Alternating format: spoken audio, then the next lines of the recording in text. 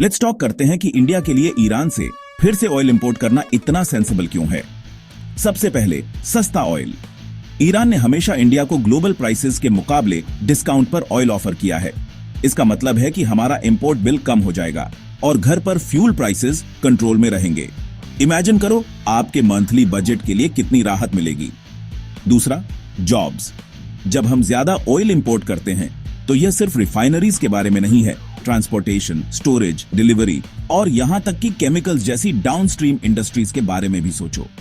हजारों नई जॉब्स खुल सकती हैं, सीधे और इनडायरेक्टली दोनों तरह से। तीसरा, मैन्युफैक्चरिंग और ट्रांसपोर्ट के लिए कम कॉस्ट्स। सस्ता फ्यूल का मतलब है कि हमारी फैक्ट्रीज और ट्रक्स एनर्जी पर कम खर्च करते हैं, इसलिए वे ज्यादा प्रोडक्ट्स बना सकते हैं और भी ज्यादा लोगों को हायर कर सकते हैं। यह इंडिया की जीडीपी ग्रोथ और एम्प्लॉयमेंट को सीधा बूस्ट देता है। चौथा, फॉरेन करेंसी बचाना। अगर इंडिया ईरान से ऑयल रूपीज में या बार्टर के जरिए खरीद सकता है, सिर्फ डॉलर्स में नहीं, तो इससे हमारे फॉरेन रिजर्व्स पर दबाव कम होता है, हमारी रूपी मजबूत रहती है और देश फाइनेंशियली ज्यादा स्टेबल हो जाता है। पांचवां, स्ट्रैटेजी।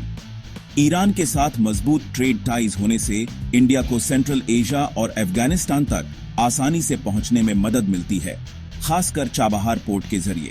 यह सिर्फ इकोनॉमिक्स के बारे में नहीं है, यह रीजनल इन्फ्लुएंस और सिक्योरिटी के बारे में है।